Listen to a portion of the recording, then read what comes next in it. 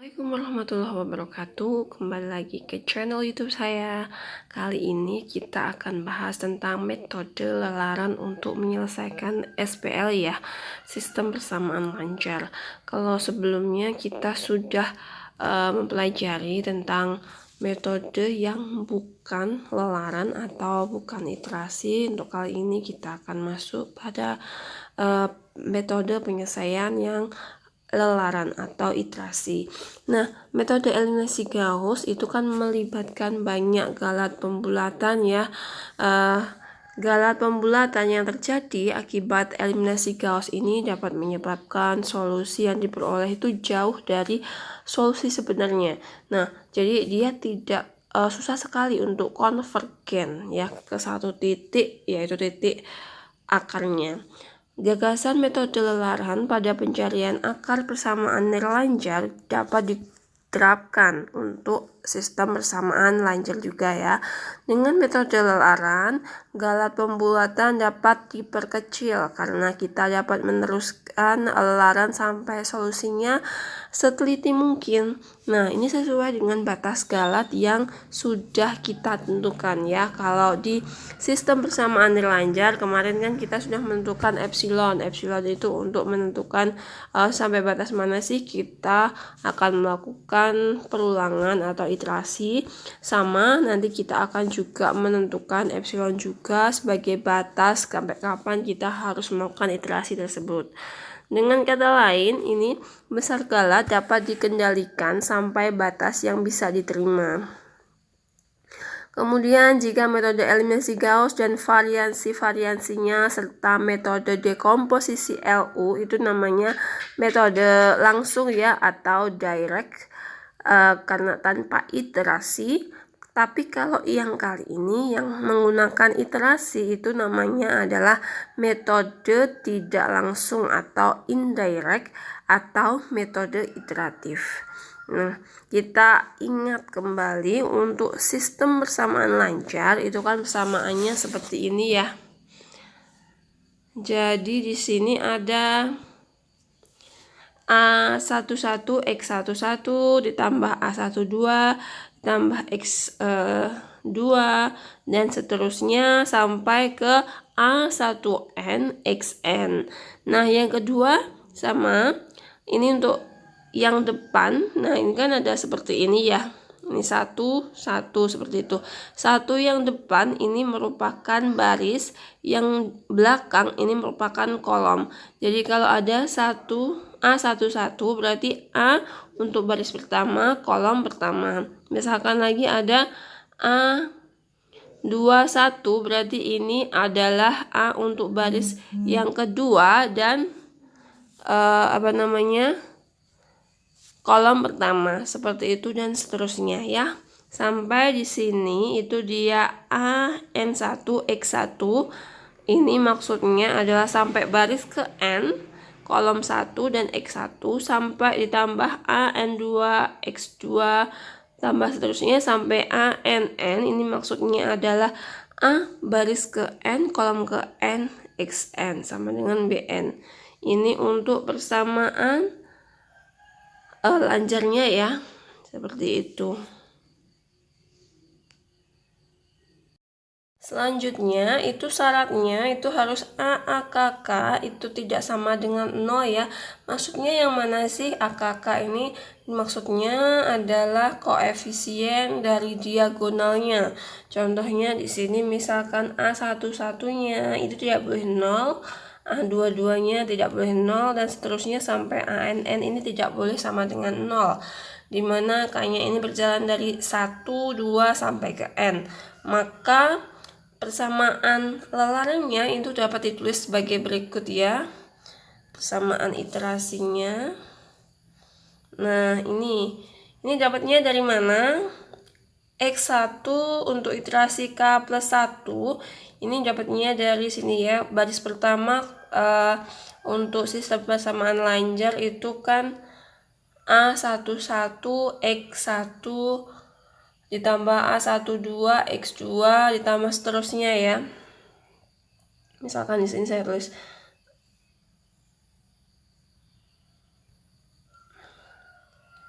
A11 X1 ditambah A12 X2 ditambah seterusnya ditambah A1N XN sama dengan B1. Nah, di sini kita cari X1-nya ini ya. Berarti ini X1 itu sama dengan B1. Nah, ini pindah ruas tuh. Ini pindah ruas ke kanan. Dikurangi A12 X2 dikurangi seterusnya dikurangi A1N XN. Seperti itu. Dibagi koefisien dari X1 A11. Seperti itu ya. Untuk caranya yang X2 ini sama ya. Ini kalian dari peroleh dari X baris kedua. Ini X2 itu sama dengan B2 dikurangi 2X1 X1. Ini pindah ruas dikurangi A23 X3 dan seterusnya dibagi A22. Seperti itu sampai XN. Ini caranya sama dengan yang ini tadi. Itu kemudian untuk lelaran atau iterasi dimulai dengan memberikan tebakan awal untuk X. Jadi kalau dalam metode iterasi ini salah satu syaratnya itu dia dimulai dengan tebakan awal X ya. Di sini misalkan X1-nya nanti berapa, X2-nya berapa, dan X3-nya berapa. Ini tebakan awal, makanya simbolnya itu adalah X0. Ini simbol dari tebakan awal.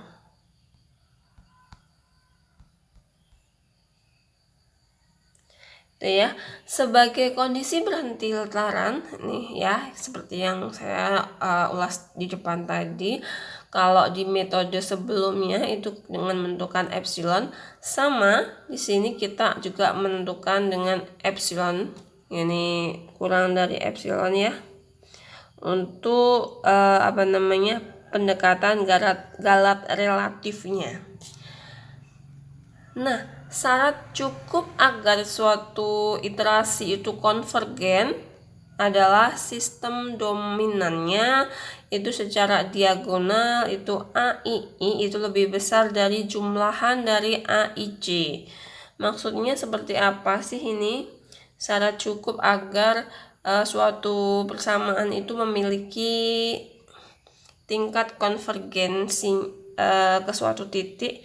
Contohnya ini kan AIJ, harga mutlak dari AII lebih besar dari jumlahan AIJ ya, dimana J-nya berjalan dari 1 sampai ke N. Ini maksudnya kalau dalam kasus tuh ini 3X1 ditambah X2 dikurangi X3 sama dengan 1 ya. Itu berarti harga mutlak dari 3 itu yang mana sih? Dari X1-nya ini. Kemudian lebih besar dari harga mutlak dari AIJ-nya ini yang X2 1. Kemudian ditambah karena dia jumlahan ya, makanya ditambah harga mutlak dari yang X3. Nah, ini kita peroleh 3 lebih besar dari 1 plus 1, 2. Benar kan ya di sini? Nah, ini benar. Kemudian untuk yang baris kedua di sini adalah harga mutlak dari untuk yang 2 kan diagonalnya koefisiennya 4 tuh. Berarti di sini 4 lebih besar dari harga mutlak yang X1-nya 2 ditambah yang X3 1 ya, harga mutlak 1. Ini kan berarti hasilnya harga mutlak dari 4 lebih besar dari 2 ditambah 1, 3 ya. 4 lebih besar dari 3, berarti benar. Kemudian yang ketiga berarti ini yang diagonalnya akan 8 ya. 8x3. Harga mutlak 8 itu lebih besar dari harga mutlak X1 negatif 1, kemudian X2 adalah 5. Berarti di sini 1 ditambah 5 hasilnya 6. Nah, 8 kan lebih besar dari 6. Maka ini syaratnya memenuhi dan nanti ketemunya itu pasti konvergen ya ke satu titik yang dimana nanti X1 nya berapa, X2 nya berapa, dan X3 nya berapa. Kita lanjut lagi. Yang kita bahas di sini itu metode iterasi itu ada 2 macam. Yang pertama itu metode iterasi Jacobi, yang kedua adalah metode iterasi Gauss-Seidel. Kita akan bahas satu-satu. Untuk metode lelaran Jacobi, persamaan lelarannya sama seperti yang ditulis di atas. Kemudian misalkan diberi tebakan awal 0, X0 itu sama dengan X1, X2, X3, seterusnya sampai XT, XN. Untuk prosedur lelaran, untuk lelaran pertama, kedua, dan seterusnya itu adalah sebagai berikut. Nah, untuk iterasi pertama, ini sama dengan rumus yang di atas tadi, yaitu X1 sama dengan B1 dikurangi A12, X2 dikurangi A13, X3 dikurangi seterusnya sampai A1N XN dibagi A11. Ini sama ya dengan yang di atasnya. Ini sama dengan yang tadi. Kemudian untuk iterasi yang kedua, di sini coba perhatikan. Kalau dari iterasi yang kedua itu yang berubah hanya nilai X-nya ya.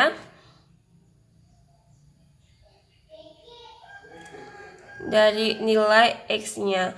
Jadi tadi untuk hasil di sini kan kita peroleh, di sini kita peroleh nilai X1-nya berapa, X2 berapa, X3 berapa, sampai Xn berapa ya. Ini hasil pada iterasi pertama. Kemudian iterasi pertama juga, iterasi pertama, dan iterasi pertama. Nah, dari hasil yang di atas tadi kita kan punya X1 berapa, X2 berapa, X3 berapa, seperti itu. Kita gunakan untuk mencari X1 dalam iterasi kedua. Nah, di sini kan menggunakan X2 pangkat 1 hasil dari iterasi pertama di sini tadi. Kalau yang atas tadi kan ini ya, X1 0 menggunakan iterasi awal, nilai awal. Kalau ini sama dengan X2 menggunakan mencari dari X1 yang iterasi pertama tadi. Pokoknya dalam Jacobi intinya adalah hasil pada iterasi yang pertama itu digunakan untuk mencari nilai X di iterasi yang kedua. Itu ya. Untuk rumus umumnya itu seperti ini. XI itu untuk iterasi K plus 1 itu sama dengan BI dikurangi jumlahan dari AI XJ pada iterasi ke K dibagi AII, dimana K-nya ini berjalan dari 0, 1, 2, dan seterusnya. Nanti mungkin akan lebih jelas lagi untuk perbedaan antara metode Jacobi sama Gauss-Seidel ini pas dicontoh ya. Kemudian untuk kecepatan konvergen pada lelaran Jacobi dapat dipercepat bila setiap harga XI yang baru yang dihasilkan itu tadi segera dipakai pada persamaan berikutnya untuk menentukan harga XI plus 1 yang lainnya. Dalam kata lain,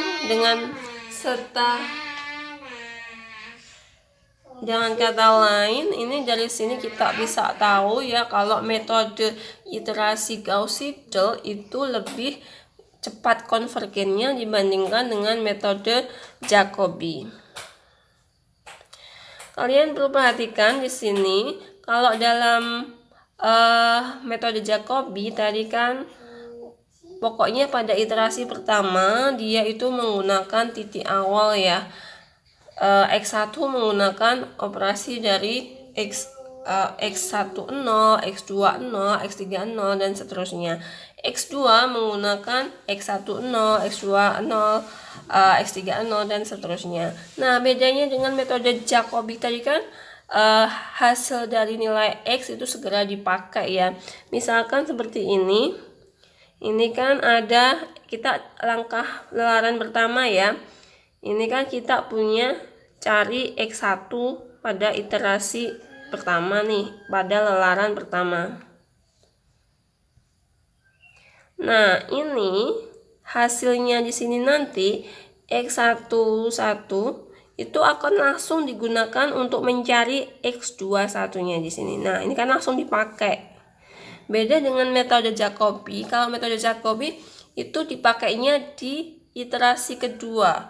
Kalau ini langsung di iterasi pertama itu langsung digunakan. Nah, bedanya di situ ya antara Jacobi sama Gauss-Seidel. Kemudian dalam mencari X3 sama X1 yang X11 pada iterasi yang sini tadi dipakai dan X2 pada iterasi di atasnya langsung dipakai. Itu ya. Dan seterusnya sampai X-nya berapa yang kita cari. Contohnya di sini ketika kita mau mencari suatu solusi SPL dengan nilai awal P0-nya X0, Y0, Z0, kemudian hasilnya nilai awalnya itu adalah 1, 2, 2 ya.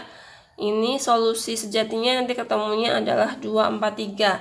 Caranya bagaimana kita pakai membandingkan antara Jacobi sama Gauss-Seidel ya. Yang pertama untuk Jacobi berarti ini kan untuk XR plus 1 rumus iterasinya kan diperoleh ini ya. Kalian tidak bingung kan dapatnya dari mana? Ini kan ada 4X min Y plus Y sama dengan 7 tuh. Nah, ini berarti XR plus 1-nya itu adalah ini R plus 1. Ini sama dengan dari mana ini? Ini kan ada X tuh. Berarti tinggal pindah ruas ya.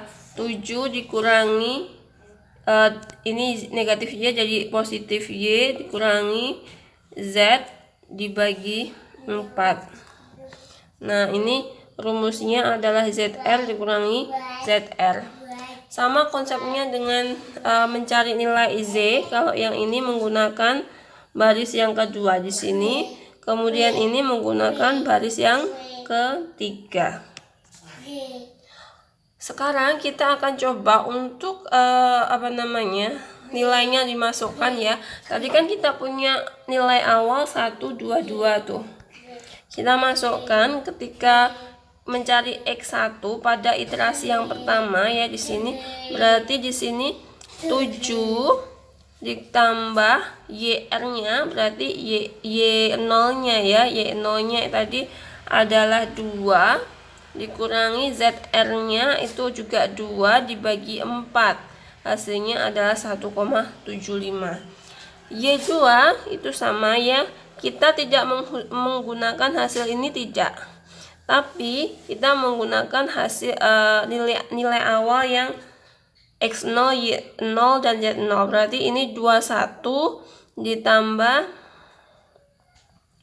4 kalikan X0-nya tadi adalah 1 ditambah dikurangi ya. Dikurangi ZR. ZR-nya berapa? 2.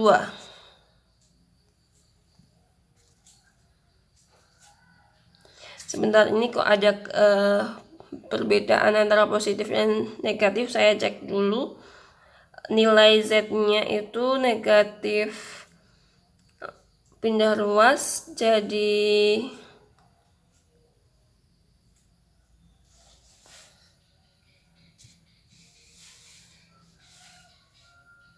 4X negatif ini ya. Ini kok ada perbedaan antara sini saya cek dulu. Ini kan 4x dikurangi 8y plus z sama dengan negatif 21. Maaf sebelumnya karena ini bukan PDF buatan saya, kita menggunakan media dari Rinaldi Munir ya, bukunya Rinaldi Munir. Kita cek dulu, ini kan berarti negatif 8y itu sama dengan negatif 21. Ini pindah ruas dari negatif 4x, ini pindah ruas negatif z. Y sama dengan negatif 21 negatif 4x negatif y dibagi negatif 8.